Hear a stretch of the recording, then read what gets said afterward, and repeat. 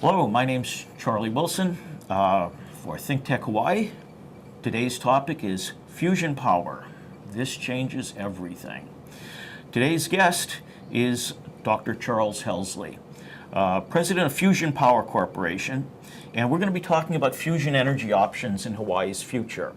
Dr. Helsley was the former chair of Hawaii Institute of Geophysics at UH, and maybe you could tell us a little bit about yourself here, give us some background. Well, I'm a geologist to begin with. I came here in 1976 as the director of the Hawaii Institute of Geophysics. My background prior to that had been started off a bit in oil, and where I successfully worked with Shell and drilled a bunch of oil wells. And then I went primarily to academia and was at the University of Texas at Dallas prior to coming here to Hawaii. Now, I spent 18 years as director of the Institute of Geophysics. I was the second director of the Institute of Geophysics. Very interesting time. We had a very broad diversity of subjects from marine geophysics, marine geology, petrology, chemistry, geothermal energy. Got very involved in the geothermal program as it was starting up here in Hawaii. It's our only real large indigenous resource of energy, and was quite enthusiastic about it.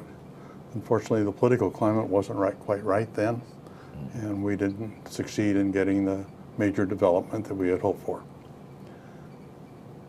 And that's like many things in Hawaii. We make our choices between this and that, and quite often that looks more favorable than this, and you wind up with the wrong choice. I want to give you another option today. That's what the talk's going to be about.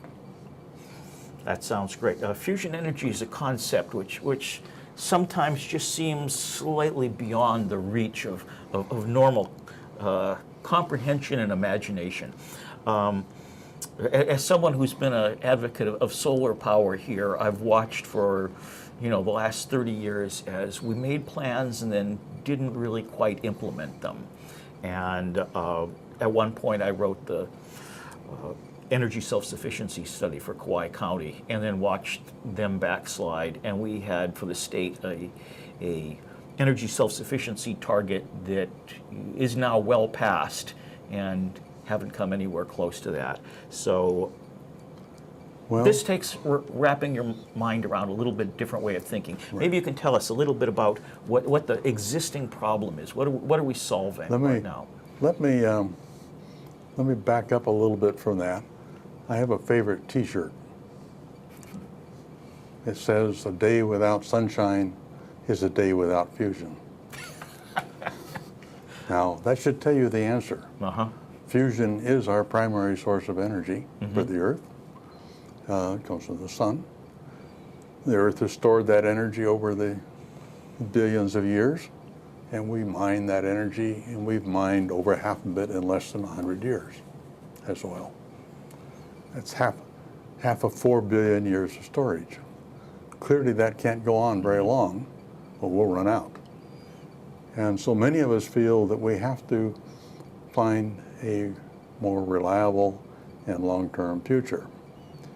Unfortunately, like many things in Hawaii, we tend to think small. We are a small state, but we need to think big.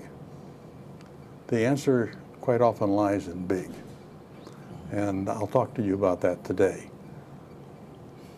Fusion as a subject, as you probably know, it's just the opposite of fission. Fission takes a great big heavy nucleus and breaks it apart into several pieces. Those pieces have some unwanted properties at times. They're poisonous chemicals to us because they're radioactive and they get readily absorbed in our bones. So we don't really, a lot of the population doesn't like fission. And of course, Fukushima sort of brought it home to all of us. Chernobyl did likewise. Chernobyl and Fukushima took pieces of the Earth and made them off limits forever as far as people are concerned. 25,000 years is forever. Can you distinguish so that the people who are listening in understand the difference between fusion and fission? Because fission energy right now has a really bad reputation, and everything that's producing power right now in the nuclear field is a fission reactor. Well, that's correct. Fission, as I said, breaks a big heavy ion into two or more smaller parts. And that releases leaves energy. a bunch of fragments that are radioactive and are environmentally unacceptable to us. Fusion is just the opposite. Fusion takes the very smallest of the atomic nuclei, hydrogen, and hydrogen comes in 3 different forms. Hydrogen is the only element that actually has its isotopes. Let me not explain isotopes at the moment, I'll get to it in a moment. Anyhow, it explains its isotopes named. We call them hydrogen, deuterium, and tritium. They have mass units of 1, 2, and 3. And if I combine them in the right ways, I can make a mass of 4. That's helium. And I release a whole lot of energy. And that is what actually is a little different fusion reaction that goes on in the sun, but it is part of that same family of reactions of taking 2 small things, putting them together to form a bigger nucleus that has a lower energy state, and the release of the extra energy as energy we can use in the form of heat.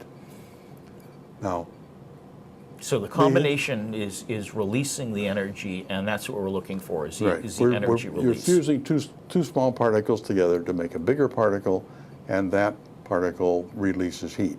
Okay. Now, when people think about nuclear now, they tend to think about the fission plants, and what they're worried about is radioactivity.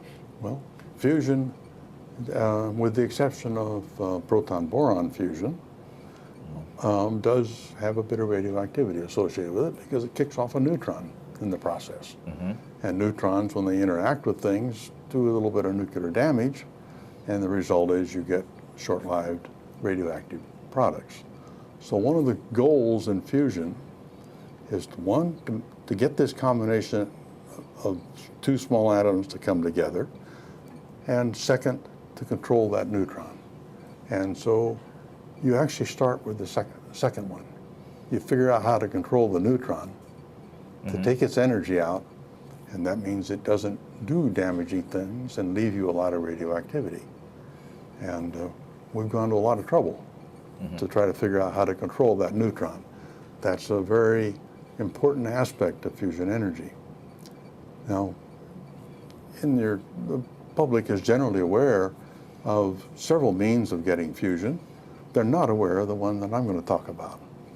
Our normal means of getting fusion reactions we think is through laser interactions, such as the experiments that are going on at the National Ignition Facility at Lawrence Livermore, or in magnetic confinement of plasmas, which is what's going on in what a class of instruments called tokamaks, the ITER program, or ITER or ITER, depending on how you pronounce it.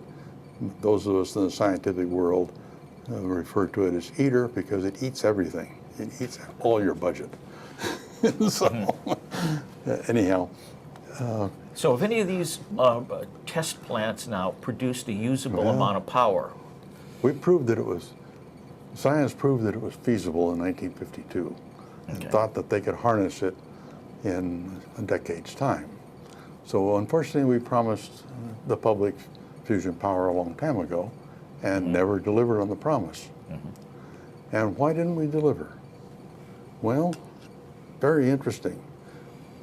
We probably delivered because we weren't willing to pay the price. The big price is that you need a big driver. We've tried to make fusion happen with small packages, the small drivers, because small driver is less expensive than a big driver. So, and that was a mistake. lasers are such a driver. Lasers don't have enough energy to get the fusion reaction to take place. Now, magnetic fusion is very similar. To get a magnetic field big enough that you can pinch it takes a huge amount of power. And you don't break even. It's unlikely that we'll break even for another 40 or 50 years, according to scientists who are working in that area. 40 or 50 years is too long. The interesting thing is that back in the 70s, a very interesting set of seminal experiments were done to show how to do fusion with less, with things we had on our repertoire of instruments. And this repertoire included very large accelerators.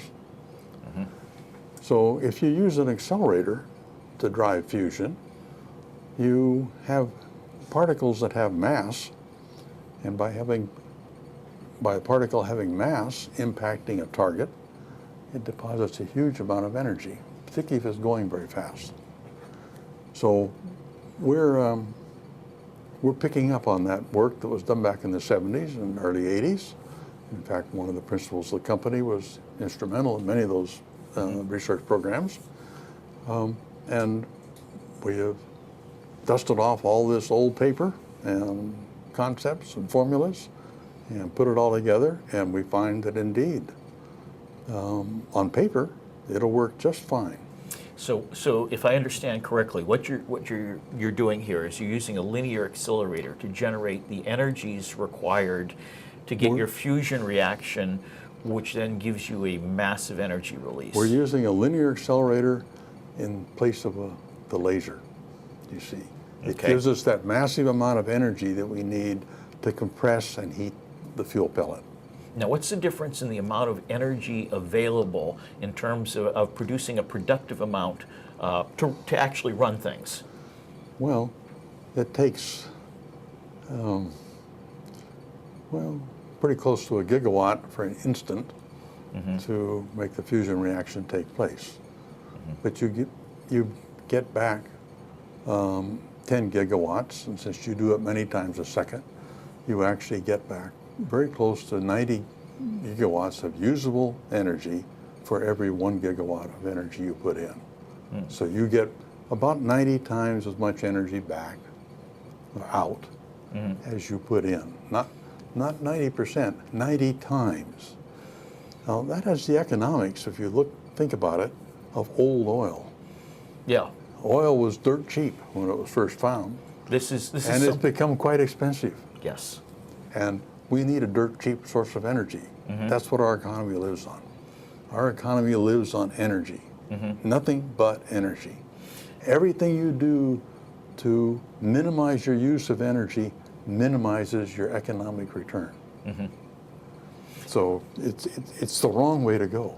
We should probably explain to the viewers, because you and I have had this discussion before here. In the early days of oil, for every gallon of energy, well, let's say a gallon of oil's worth of energy that you put into extracting the oil from the ground, you were getting out close to 100 barrels worth of energy, which they call the energy return on energy invested. Right.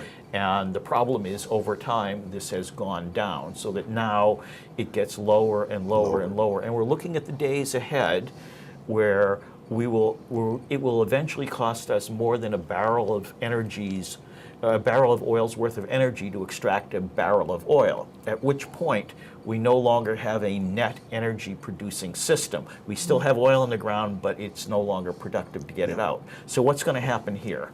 Well, I think that what you're leading to is the fact that there is indeed a point of no return that comes up in liquid fuels. When it costs you a barrel of oil to get a barrel of oil out of the ground, you won't get it out of the ground, period. It makes no economic sense. May make strategic sense, but there are better ways of doing it. Right. You can use it still for plastics. Right? Let me back up for a second and say your statement is correct. When I was drilling oil wells as a young man, more than 50 years ago, we were getting, each barrel came in at 1,000, or each well came in at about 1,000 barrels a day, and we choked it back and produced 400. Well, I dabble in oil still. I have I'm a partner in a little producing oil field, and we drill wells now and then. And we're very pleased if we can get a well that gets us 100 barrels a day. And what you learn very rapidly is that all oil fields decline very rapidly also. You may get 100 barrels a day for that well today on the discovery day, but you'll only get 10 barrels a day a year or two from now. Now, that says your economic return is quite short-lived. Yet, industry in the United States spends over $1 trillion a year. That's 1T, finding new oil and gas resources, because that's how much effort is going into it to try to keep the supply stable. It would seem to me that it would be far better to put 1/10 that amount into fusion and get back almost the same return as a giant oil field. It turns out the type of power plant we're talking about produces the energy equivalent of full production on a major giant oil field. The energy equivalent of 500,000 barrels of oil a day. Now, that's way too big for Hawaii, you say. Well, that's true. We only use about 140,000 barrels a day in Hawaii. We're the most consumptive population in the world for oil. We are, believe it. We are the most consumptive population in the world. Why? Because our industry is tourism. And to get those tourists here, we have to pay oil. Well, the tourists pay it, but it counts against us in the per capita sense. We look as though we're the consumers. 140,000 barrels a day for Hawaii is pretty large. What are we talking in economic cost here? $8 billion. So Hawaii is spending about $8 billion a year for oil. Fossil fuels. For fossil fuels. Now, under your system, under your scenario. If we were to build a system in Hawaii, one, we'd have a hard time finding some way to buy all the energy unless we make liquid fuel from it.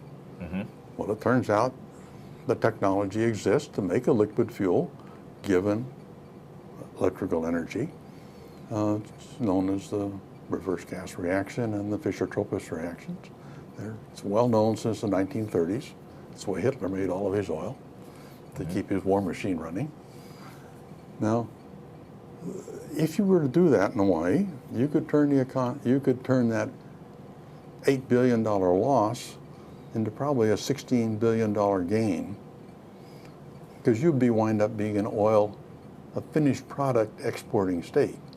Now, we currently export gasoline to Los Angeles because we produce more gasoline than we can consume. We want jet fuel because our primary consumer is jet aircraft. Okay, so let me see if we understand the economics here to try to make it a little bit clearer to the viewer. We're talking about Hawaii spending $8 billion a year in money. This is money from Hawaii and from people in Hawaii that goes out of state somewhere else to purchase imported oil. And you're talking about it. And that gets converted in our refineries here to go to jet fuel and gasoline, and we sell those products. But it is those products that support our industry, which is tourism. Okay, so under your proposal here, you would be producing, you would be putting together a system which has more energy than is required here normally. You would take the excess energy, you would then produce synthetically all the fossil fuels we need in state, thus saving $8 billion a year from being exported out of state, and you would take the excess power over that, and you would produce another $8 billion of product? Thereabouts. $8 to $15 billion worth of product. Okay. And that would only be about half the capabilities of the system. These systems are very large, and their economy is superb when you use them at full capacity. Okay. But you have to have that market. And the only market for energy that is a global market is liquid fuel. And it turns out you can produce liquid fuels from a large fusion system at about $3 a gallon. About $3 a gallon. A little cheaper than well, put the taxes on it, same price you're currently paying. Okay. So we would basically... But you stabilize at this price. You'd be able to stabilize the price of jet fuel, of gasoline, diesel. Okay. So all of that would be stable long term. Yeah, long term. Okay. And you would take the excess power from something like this, and by being a net exporter, you would be able to supply the military. You would be able to make sure that every tourist aircraft that comes in doesn't have to worry about getting fuel to come out. Again, it's all economics. Fuel is fuel. We ship it all over the globe, but we just have our local source here, so we're benefiting from being a producer. We become if you wish, we're a oil exporting country instead of an oil importing country or state. Now, to get something going, you need an investor here. So we need to talk a little bit about the total cost here, and I know that that's going to be uncomfortable because this is an expensive system. But what we're really looking at is what is the payback on it? How long does it take us to pay off the initial investment? There's a favorite saying in my world that, fusion is too expensive. Heavy ion fusion is too expensive in particular. That's what our particular brand is called, heavy ion fusion. And why is that? That's because you need that big accelerator. So you have to plunk down something between 20 and $35 billion on the table to build that accelerator. Now that's a big number. But then you look at what happens. And you produce this heat goes to producing electrical energy. The electrical energy is used to produce synthetic fuel. You market that synthetic fuel. What's that synthetic fuel worth? It's worth about $30 billion a year for what one of these plants can produce. And of course, it costs money to build that synthetic fuel plant, and it costs money to build the electrical generation equipment. So your total package is something on the order of $70 to $80 billion, but you have a leftover return after paying all your operating costs, but not your taxes, of about $20 billion. So you have a $20 billion internal rate of return prior to your EBITDA, whatever the terms are you want to put in that. And good accountants are much better at putting those terms in than I, so I don't even attempt to. So let's talk bottom line. What's the payoff here? How long would it take you to pay off your investment? It would take you 3 years. Really? 3 years? Take you 3 years, maybe. I think take you 3 years because of your depreciation allowance that you're being allowed. Since you borrowed most of that, you borrowed half from a bank or somebody, your corporate capital is paid off in a year and a half. What effect would that have on Hawaii's economy? Well, if you just look at it as the wholesale tax that you might get off of that,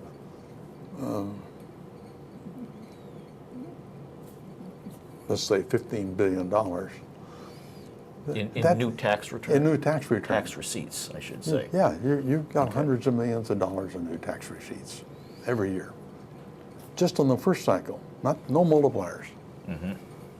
You get income, there's going to be a lot of jobs. Your byproducts are electricity, water. You use your waste heat to distill seawater. That you could turn the Waianae Coast, for example, into a lush tropical rainforest instead of a desert. Okay, let's talk about the water for a second. Water never makes makes no money for the person that builds the system. Water barely breaks even, but water is very important because water. We think the world has a fuel supply problem right now. My brother, who's been in water most of his life, says, just wait. The real problem is just around the corner. It's water supply. And indeed it is. Over half the world has inadequate supply of drinking water. Over half the population of the world has an inadequate supply of drinking water. It's that bad. Now, the cost of this water, how much would it cost you to produce? It costs you about 50 cents a cubic meter. Okay. How does that compare to what we're paying for water right now? It's basically the price of your domestic water. So yeah, it probably is not as cheap as you would like it to be, but it's very abundant. Okay. I looked at it. I really have done all these analyses for California, where there's an unirrigated desert out there, in which a bit of water would make it bloom, and of course the cities are short of water too. And just the very fact that you have the water might drive you to spend the money to build it, even though you really don't want. The water will never pay you to build it, but you want the water. Well, water is security and sustainability, and it allows you to irrigate lands that you may not be able to irrigate now. For instance, we do not have excess water on Oahu right now, and so there's a lot of ag land that could have been brought into production. Well, the amount of water you would get from the size of plant you would think about building for Hawaii would be maybe 2,000 acre-feet a day. Okay. 2,000 acre-feet a day would make this island a swimming pool. 2,000 acre-feet a day. In terms of irrigating land, how much land would you? Well, that's a day, and it takes you about in Hawaii. I think it takes about 3 acre-feet of use your evaporation rate. In deserts, it's more like 6, but here, say it's 3. So you can multiply that. That's 100,000 acres of agricultural land could be irrigated. Okay, so assuming people are willing to pay existing domestic water rates, the rate that we all pay at the tap right now. You would never have a shortage of water. Never have a shortage of water. Right. And you would then be able to irrigate all the unused fallow ag lands. Provided you irrigated economically, you would find it probably is economically viable even. You can't really, agriculture cannot be supported with city rate water. Agriculture wants water that costs about 1/4, or your food prices begin to go up. So, but anyhow, as I was going to say for Southern California, for those of you who traveled to Imperial Valley, you get about 4 Imperial Valleys per power plant. Okay. Water supply for 4 Imperial Valleys.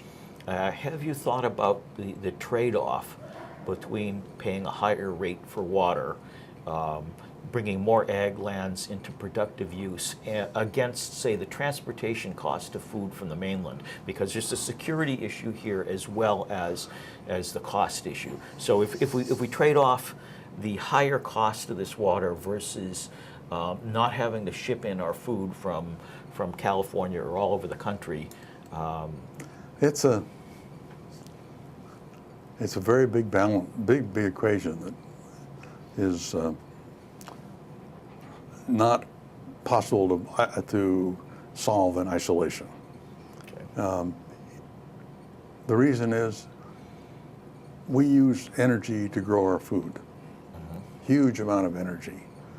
There's a well-documented study that says for every calorie you consume, 500 calories of diesel oil were spent. Run that by one more time so everybody. For every calorie you consume as food, okay, 500 calories of diesel oil were consumed. Really? That's So our Because we food don't- system is incredibly inefficient in terms of energy costs. Well, I wouldn't say it's inefficient. I would say we have found it more efficient to run a tractor than to follow a horse. Okay. You plow much more land per day. Same goes for harvesting, same goes for cultivation, same goes for the irrigation. Everywhere you turn, energy is used to produce that food. This globe uses something like 14 terawatts of energy. And we just never think of it that way. 85% of the energy that we use in the globe comes from fossil fuels. And that fossil fuels have a limited lifetime. Certainly for the liquid fuels, I've seen in my lifetime, I have seen over half of the energy consumed. Total stored energy the world ever had consumed in terms of oil. Now, run that by one more time. I think some people may not have caught that. That's an interesting number. I mean, when I was born, the amount of oil we used was very small. Okay. Of course, the population was only 1.5 billion for the globe. Now it's close to 7 billion. We use, and every person uses 10 times or more as much energy. We have 7 times as many of them. We use 70 times as much energy now as when I was born. Okay. Now, I look at it from my grandparents or great-grandparents who lived in New England. They consumed 200 pounds of raw material per year, per capita. Total raw material consumption was 200 pounds. You know what your consumption is? You have no idea what your consumption is. Give me a rough idea. You use about 20,000 pounds. Every person uses roughly 20,000 pounds of raw material per year. Wow. I don't know where I'd put it, but Concrete, Concrete? Okay. steel, All right. transportation fuel, electricity. Okay. And all of this costs energy. I mean, if All we're going to these build cost something. energy. These are all energy, just in various forms. And that energy has been supplied by that hole in the ground called an oil well, or that other hole in the ground called a coal mine. Both of them have now created a problem. We have all this carbon dioxide in the atmosphere that we don't want there. Coral reefs don't like it. Ocean doesn't like it. You know, every day looks a bit murky. Okay, you got 2 real good points we should probably explore just a little bit further here. Sorry, you got me on a high horse that I like to talk about. Okay, well, that's all right. All right. Where's all this lead to fusion? No, we should back up and explore that just a little bit, because we're in an energy situation where most everybody who was examining the issue carefully back even 5 years ago, but in the range 5 to 10 years ago, said we're totally running out of fossil fuels. And then we had an innovation here because, well, you're a geologist, you could explain this better than I could, but you have narrow pockets where you find your fossil fuels. We changed our drilling technique, and we are able to get more production out of, for a short period of time at least, by doing horizontal drilling into the layer that has the hydrocarbon reserve in it. It increases your production for a while, but you still have the same limited resource. I mean, you just found a way of mining it a little more rapidly, temporarily. I think I'll still be around to pay off the bet if I were to make one with you. But in 10 years' time, I think you'll find that you don't have this big glut of energy as you think you have, because you will find that all those high productive, expensive, directionally drilled wells become very non-productive very fast.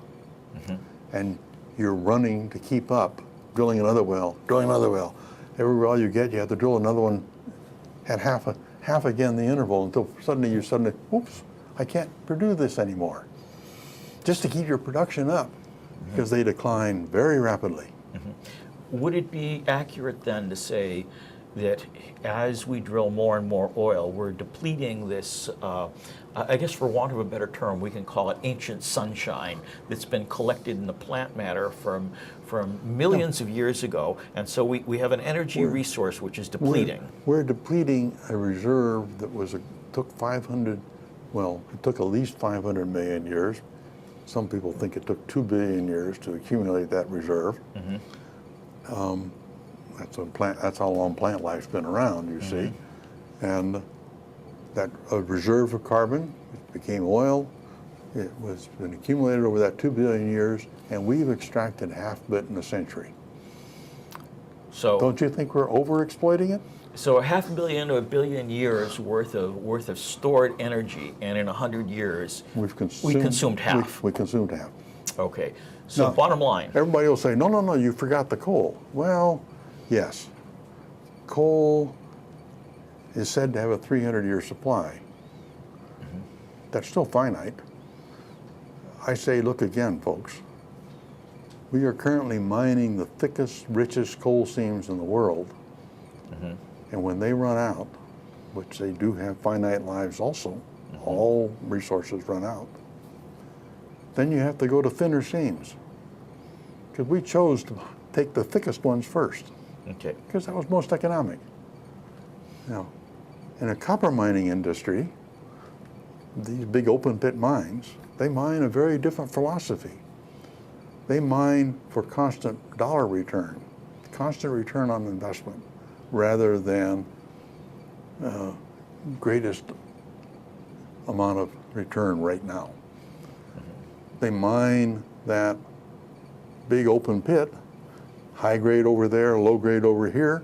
They mix the two together and always mine with just enough to make a good profit. While if you look at the oil industry or the coal industry, we've tended to high grade. Okay. And so anyhow, it's a very different way of mining. But where I want you to come back to is fusion takes us a different direction. Fusion doesn't deplete. There's in the ocean, the deuterium, which is half of the fuel, you make the other half from lithium, as you in the reactions in your chambers. Your half of your fuel comes from the ocean in this isotope called deuterium. There's tens of millions of years at current rates of consumption of deuterium in the ocean. You don't have a depleting resource. You build a power plant, it runs at full capacity until it wears out. And it wears out in 40, 50 years.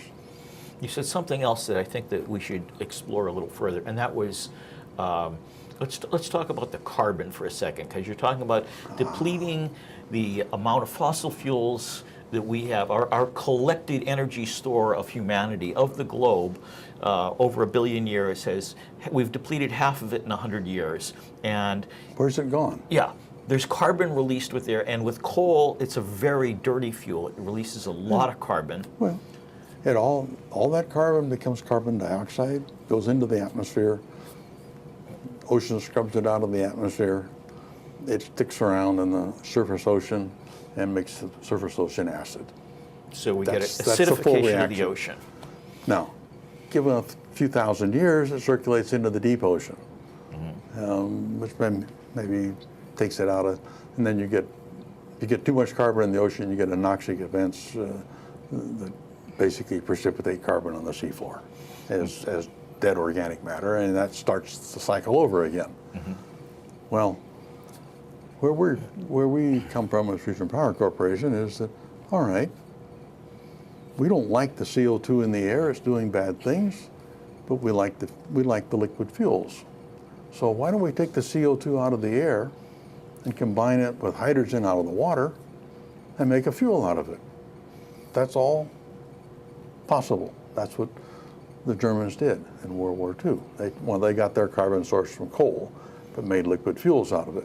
You can get your carbon source from the atmosphere. It's just a little more energetically expensive, but that's what I intend, we intend to do as a corporation, is we intend to extract the CO2 from the atmosphere, mix it with hydrogen, make a hydrocarbon out of it, sell it to you, you burn it, you put it back in the atmosphere, we take it out again, we sell it back to you again.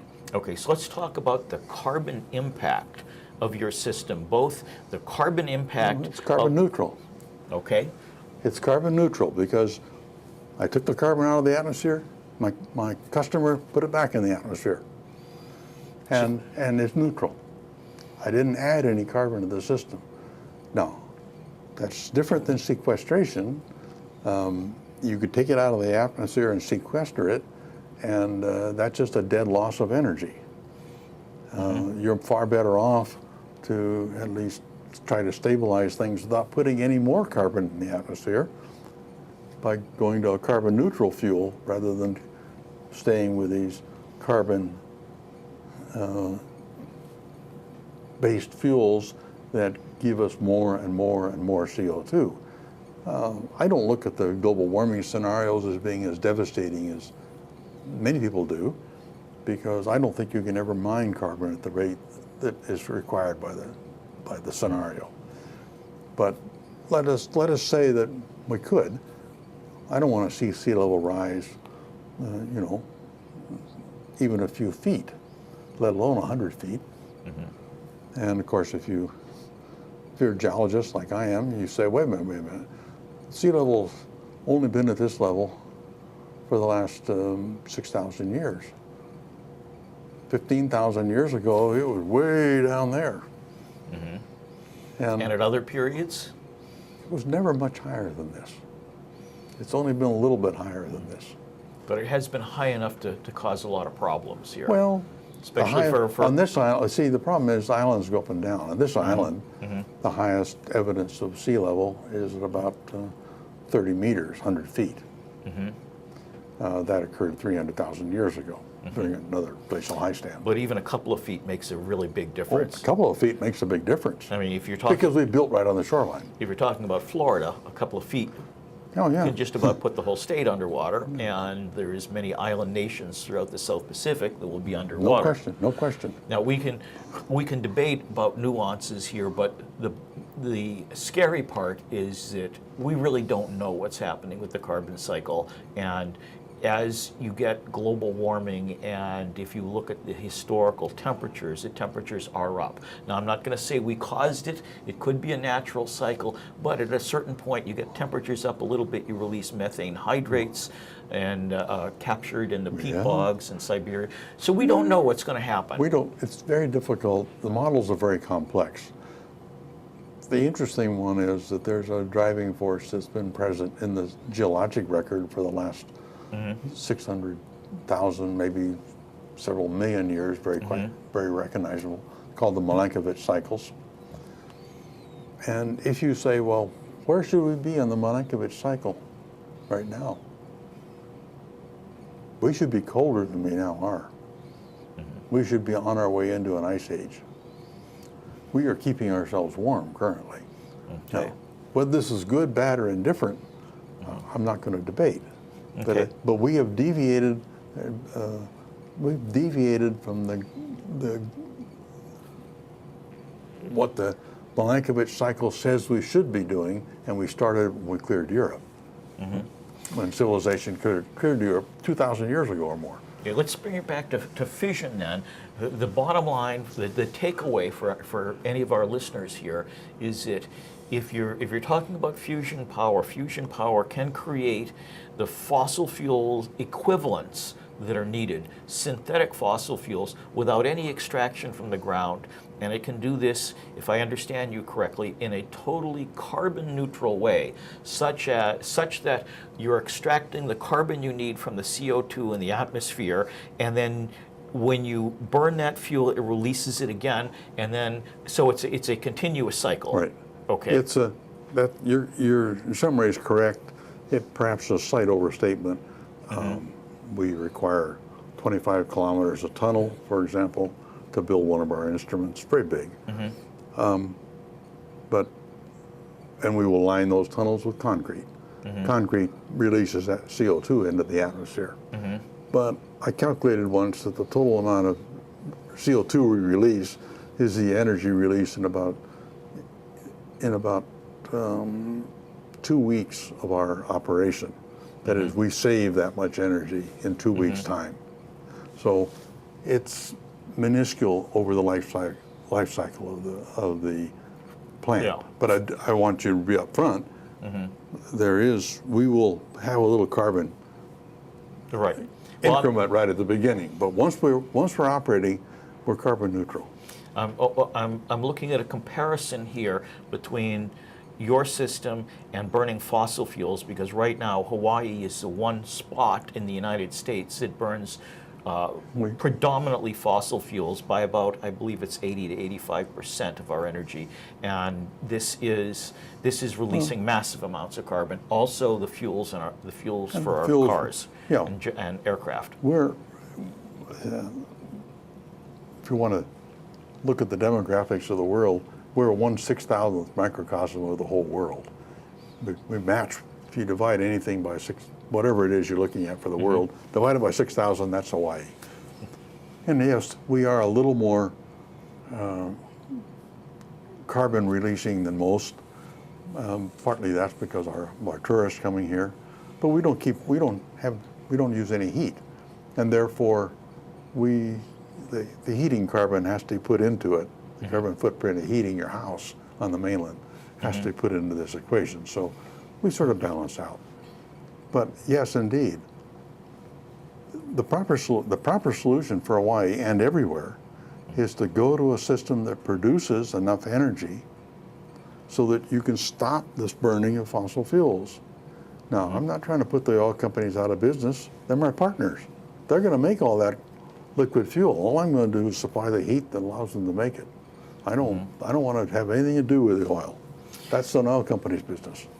Okay, so your model then, your economic model, if you were to try to put the partnership together to build this, is that you're going to take the existing stakeholders and pull them in as partners, so they're also profiting from this? As far as I'm concerned, I bring in Department of Water and Power. I bring in, or whatever, no, it's Board of Land. It's here. It's Water Supply. Board of Water Supply. Thinking of Los Angeles, you see where I've been working recently. You bring in Chevron, Tesoro, Hawaiian Electric, and you basically sit down and say, look, if we were to do this, how much of this heat do you want to support your operation? And what are you willing to pay for the heat? So, and we'll sit down and we'll find out that indeed we can either do this economically or we can't. So by investing, these companies are then ensuring their own profit stream rather than you taking business away. I'm not trying to take any business away from them at all. I'm just trying to provide them an alternate source of the energy that goes into making their profit stream. Chevron takes it out of the ground. It mines oil and sells you gasoline. At least here, Chevron here does. Hawaiian Electric burns oil, gives you electrons. Department of Water Power pumps water and gives you pure water. Well, I'm going to deliver pure water to you from a water maker. So now you said the payback. The payback, I think, depends on how you calculate payback, but it's anywhere for this whole one end to the other cost. If you build it as a single system, build a new system, the payback is 3-4 years. Okay, and after the 3 or 4 years, your partner companies would be raking in fairly substantial profits from this. The income continues thereafter. Right. So you're not a utility. You're not regulated. So then Chevron, without having to pump any oil out of the ground, is able to continue selling fuels that will work in all existing vehicles powering existing aircraft. So they're going to maintain their profit stream into the future in the post-fossil fuel era. And they even get to use their tankers. But their tankers will be used to transport fuel from one of these generating sites to wherever the consuming sites are. Okay. So you send it off from here to Santa Barbara, or from here to wherever, So the Philippines. instead of spending the $8 billion to import stuff to Hawaii, we would be getting we would turn that channel backwards and we would be exporting synthetic fossil fuels in about the same I think quantity. if you were to build a fusion power system here, you would be exporting. Now, you may not wish to go to a full-size system. And the reason being that it may have unintended consequences. Unless we can extract the CO2 from the ocean rather than the air, the cooling towers would be objectionable to this community. So we have to devise a means of extracting the CO2 from the ocean rather than the air. That, in theory, that's fine. It's just that nobody has experimented with that. The air extraction is well known. Okay, so you still have some work to do in development here in order to make this a workable model. No, not really. I can make a workable model already. Okay. What I'm saying is there are other avenues we've not explored that might work better even. Gotcha. And that's a difference than being able to say, I have to do all this research first. The answer is no. I don't think we have to do all this research first. We have done the research. Our accelerator is smaller than the one in Geneva, the Large Hadron Collider. It uses the same principles as the proton therapy machines do. Okay. So we know all the principles, we know how the beams work. Nobody wants to plunk down the money to build one right now because they've never looked at the output product other than electricity. And electricity, nobody wants 500 gigawatts of electricity. They can't take it. Fuel, they'll take all the fuel you can give them because it's transportable, it's storable. And that's what we've done, is we basically put together a model that allows us to produce fuel rather than allows us to market electricity. And that's really the difference. That's the message I try to get across to everybody. This is a giant oil field in whatever backyard you want to put it in. And that's the economic incentive. This was the hard part for me to wrap my mind around, and after a couple of discussions with you now, it's sunk in, and that's why I wanted to title this "This Changes Everything," because it requires a complete rethinking of the whole energy equation. Right. To me, I mean, I don't have anything against solar and wind, other than I think that they're a disservice. They've been sold as something that's good for us. No, we have to still maintain the main power plants because we have to have this power at night. And so a smart grid will be necessary. Our capital cost goes up to keep a stable supply. Right. That's the wrong way to go. We want to go toward a lower capital cost, and the reason why market looks attractive to me as a corporation is that if I sold you electricity at 10 cents a kilowatt, you'd be happy as a clam. And what are people paying now? No, I think my bill says 31 cents. Okay. So you'd be talking about the capability of supplying power at about a third. All my economic analyses are based on 6 cents a kilowatt. Okay. And so that leaves some profit for Hawaiian Electric. I'm perfectly happy to build it. Okay. Well, if you want to, you might get it at home, 15 cents, but that's a whole lot. That's a whole lot less than you're currently paying for your power. Okay. Well, and looking at the long-term future, again, this is a big concept for somebody to wrap their mind around, but it's something that probably should be considered here because a lot of people have been thinking strictly of going low tech, and while low tech has its advantages, you still have to spend the energy to produce the solar cells, to mine the bauxite for your wind towers and such. And when the clouds come in and the sun power goes down and when the wind stops blowing, you have to have a smart grid and you have to have some sort of spinning reserves to supplement the power, or you have to have some sort of capability of cutting off demand. And I have to have some source of energy to supply the energy needs of my primary industry. My primary industry is tourism.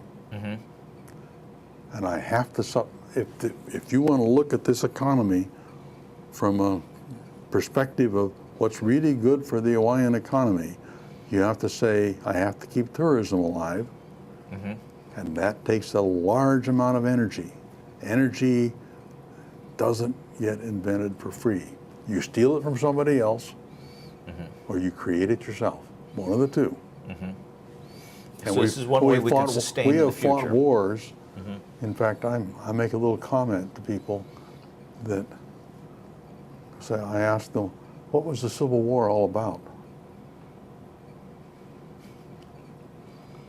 The Civil War was about energy. It was manpower in the South and it was machines in the North. And the two weren't equal. You had slaves in the South and you had machines in the North. And the philosophy of two cultures were very different, because you can't farm without manpower, because this is pre-tractors, remember. Now, once we invented tractors, you can farm. You don't, and I'm not trying to condone slavery. I'm just telling you, it was an energy war. We didn't know it was an energy war. We thought it was about human rights. It was an energy war. Well, and we have energy wars all over the world now.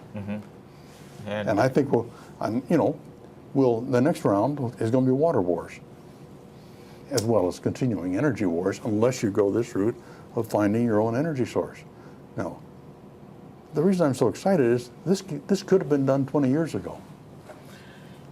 And I think we can do it in 10 years. I think you will see the first power plant online in 10 years, whether it'll be here or in Egypt or in Mexico or in Kazakhstan or China. I don't know where it's going to be. But China will spend the money. you will see one of these plants built in the next 10 years. Well, you've given us a whole lot to think about here. We've come to the end of our show, so we've got to wrap it up. My guest has been Dr. Charles Helsley, president of Fusion Power Corporation. And for those of you who missed portions of this, or if we were a wee bit too technical, you can go to www.thinktechhawaii.com.